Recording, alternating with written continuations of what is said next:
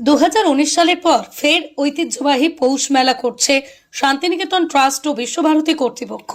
অর্থাৎ আগের মতো পূর্বপল্লীর মাঠে ফিরছে একদা বন্ধ হয়ে যাওয়া মেলা। এদিন ম্যারাথন বৈঠক করে এমনই সিদ্ধান্ত নিল বিশ্বভারতী কর্তৃপক্ষ। তবে আগের মতোই মেলার জন্য রাজ্য সরকারের সহযোগিতা চাওয়া হবে। উল্লেখ্য, 2023 সালে রাজ্য সরকারকে মেলার আয়োজন করতে দিয়েছিল বিশ্বভারতী ও মহর্ষি দেবেন্দ্রনাথ ঠাকুরের শান্তিনিকেতন ট্রাস্ট, জানিয়ে বিতর্ক তৈরি হয়েছিল। বৈঠক শেষে বিশ্বভারতীর ভারপ্রাপ্ত জনসংযোগ আধিকারিক অতীক ঘোষ বলেন, এবার পৌষ মেলা যথারীতি শান্তিনিকেতন ট্রাস্ট করবে। 2019-এর পর 2024-এ এই মেলার ট্রাস্ট ডিড অনুযায়ী হবে। মহর্ষি দেবেন্দ্রনাথ ঠাকুরের প্রতিষ্ঠিত শান্তিনিকেতন ট্রাস্ট, সেই ট্রাস্ট ডিডে উল্লেখ রয়েছে প্রতি বছর 7ই পৌষ একটি মেলার আয়োজন করবে ট্রাস্ট, আর সমস্ত রকম সহযোগিতা করবে বিশ্বভারতী। সেই মতোই চিরাচরিত প্রথা অনুযায়ী পৌষ উৎসব এবং পৌষ মেলা হয়ে আসছে।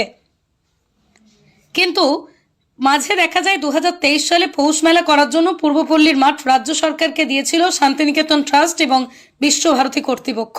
কেন মহর্ষি দেবেন্দ্রনাথ ঠাকুর ও গুরুদেব রবীন্দ্রনাথ ঠাকুরের স্মৃতি বিজড়িত মেলার আয়োজন করতে মাঠ রাজ্য সরকারকে দেওয়া হলো, সে নিয়ে বিতর্ক উঠেছিল। তৎকালীন ভারপ্রাপ্ত উপাচার্য সঞ্জয় কুমার মল্লিকের ভূমিকা নিয়ে প্রশ্ন উঠেছিল। কিন্তু এবার ঐতিহ্যবাহী পৌষ মেলার আয়োজন করছে শান্তিনিকেতন ট্রাস্ট ও বিশ্বভারতী কর্তৃপক্ষ। এবার বিশ্বভারতীর কেন্দ্রীয় গ্রন্থাগারের সভাকক্ষে মেলার আয়োজন নিয়ে ম্যারাথন বৈঠক হয়।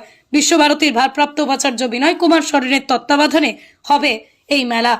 তবে নিরাপত্তা ব্যবস্থা প্রভৃতির জন্য রাজ্য সরকারের সহযোগিতা নেবে শান্তিনিকেতন ট্রাস্ট ও বিশ্বভারতী কর্তৃপক্ষ। পৌষ মেলা এই মিটিংয়ে আমরা সিদ্ধান্ত নিয়েছি আমরা সকলে পৌষ মেলা করতে চাই, এবং সেই পৌষ মেলা আমাদের পক্ষে শান্তিনিকেতন ট্রাস্ট এবং বিশ্বভারতীর পক্ষে করা সম্ভব হবে যদি রাজ্য প্রশাসন, জেলা প্রশাসন আমাদের সাহায্য করে, আমাদের তাদের যে পরিকাঠামোগত জোর সেটা আমাদের দেন, আমাদের পাশে দাঁড়ান। তাহলে তাদের সাথে এবার আলোচনা করতে হবে করে। হ্যাঁ, এটা শান্তিনিকেতন ট্রাস্ট করে, বিশ্বভারতী শান্তিনিকেতন ট্রাস্টকে সাহায্য করে। আপনারা জানেন দেবেন্দ্রনাথের ডিড অনুযায়ী শান্তিনিকেতন ট্রাস্ট করে এবং বিশ্বভারতী শান্তিনিকেতন ট্রাস্টকে সাহায্য করে এই পৌষ মেলা করতে। সেটা হবে, কিন্তু সেটা অবশ্যই জেলা প্রশাসন, রাজ্য প্রশাসনের সাথে তাদের সাহায্য নিয়ে, সর্বতভাবে সাহায্য নিয়ে আমরা করব, তাদের সাথে আলোচনা করব। আপাতত এইটা আমরা আগে ঠিক করি, আগে রাজ্য প্রশাসনের সাথে বসি, সেই অনুযায়ী আমরা ঠিক করব যে আমরা কতদিন করতে পারবো।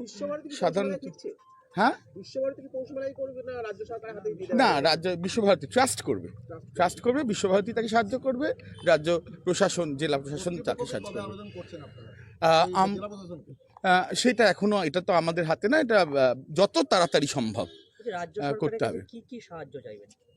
আমাদের রাজ্য সরকারের কাছ থেকে মূলত যে সাহায্যগুলো দরকার আমার মনে হয় এবং অনেকেরই মনে হয়, সেটা হলো গিয়ে আমাদের একটা বড় সাহায্যের জায়গা যেটা লাগে আমাদের, সেটা হলো গিয়ে যতদিনই মেলা হোক, তারপর মেলাটাকে যখন তোলা হয় তখন ন্যাচারালি একটা আমাদের একটা বিশ্ববিদ্যালয় হিসেবে সেটা খুবই শক্ত আমাদের পক্ষে, তো সেখানে রাজ্য সরকারের একটা সাহায্য লাগে। এই যে পুকুর আছে সেগুলোর পরিষ্কার করা আছে, এটা ভীষণ গুরুত্বপূর্ণ, কারণ এত লোক আসে, তাদের তো এই জলটা ব্যবহার করতে হয়, সে বিষয়ে সাহায্য। ল অ্যান্ড অর্ডার রাখার আমরা আইন কানুনগত যে সাহায্যগুলো, সেগুলো তো রাজ্য সরকারই একমাত্র করতে পারে, জেলা প্রশাসন একমাত্র করতে পারে, তাদের থেকে সেই সাহায্যটা। এটা কি বলা যায়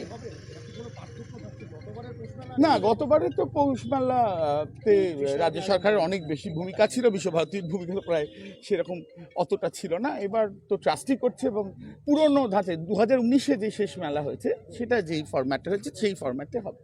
এবং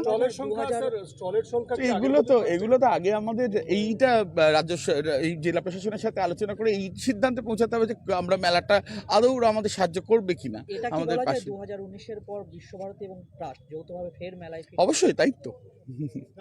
এটা নিয়ে কি রাজ্যের মুখ্যমন্ত্রীকেও কি কোনো আবেদন জানানো হবে? এইটা আমরা তো প্রশাসনকে জানাতে পারি, আমরা তো কোনো রাজনৈতিক নেতা তাকে জানতে পারি না, আমরা জেলা প্রশাসনের কাছে যেতে পারি। সেটা না, কিন্তু সেটা রাজ্যের, আমাদের রাজ্য স্তরে উঠতে হয় না, আমাদের জেলা প্রশাসন, ডিএম ধরুন, বা এখানকার ডিস্ট্রিক্ট ম্যাজিস্ট্রেট, বা এদের সাথে আমরা যারা আধিকারিক।